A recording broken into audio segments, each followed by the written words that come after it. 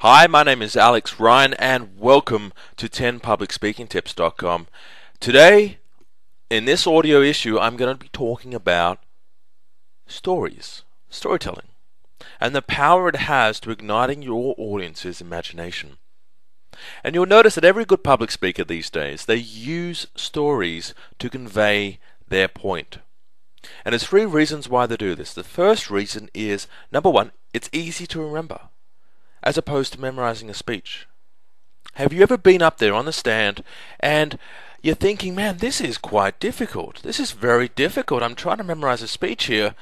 And if I just had a story that had a very similar point to the point I'm trying to make in this speech, then that would be so much easier to tell.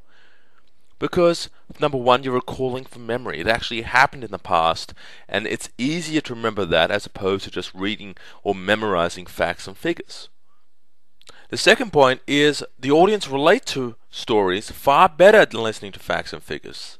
They would rather you tell a very personal story that has a point at the end, as opposed to going through half an hour of facts and figures and graph charts and pie charts and then making your point. The audience like to follow stories. And number three, no one likes PowerPoint presentations anymore, so if you do still use PowerPoint presentations, I highly recommend you stop. The quickest way to lose an audience is by dimming the lights and turning on that PowerPoint presentation. That is the quickest way to lose an audience. You have to have faith in your storytelling. You have to reveal things. You have to have a little guts to be personal with your audience.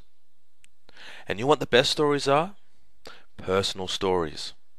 People like to hear on personal stories and insights that that person has experienced. So if you have a very personal insight, something you learned from, something that makes a point at the end, something that other people in your audience can gain some experience from, then tell it. Now, if you don't have that many stories to recall from, I advise you to collect stories. Now, it's very simple to do this. All you have to do is head out and buy a paper, buy a newspaper, buy one of those media magazines, and start a notebook or a database to improve your access to the stories that you like. Now, once you have a few stories to recollect from, learn the characteristics of a good story. So take the time to learn what makes a good story. What makes a story that people can relate to and learn from, as opposed to just someone blabbing on about their trip yesterday to the Rocky Mountains. A good story is, number one, it's told well. Number two, the plot involves a transformation. Number three, the storyteller is sincere. No one likes anyone that isn't sincere.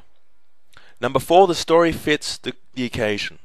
So if you're giving a presentation about business communication and why you should communicate with your colleagues, and you're telling a story about your trip with your kids to the fairground last week, it's not suitable. People can't relate to it. It doesn't fit the occasion. Number five, the characters come alive. Make the characters come alive by giving them facts and details about the character's appearance, the way they walk, their habits.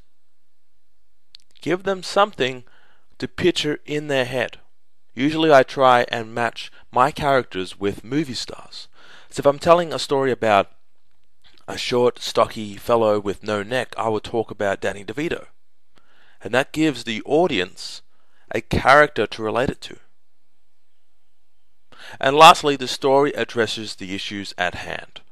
There has to be a call to action at the end for the audience, and it has to address their issue.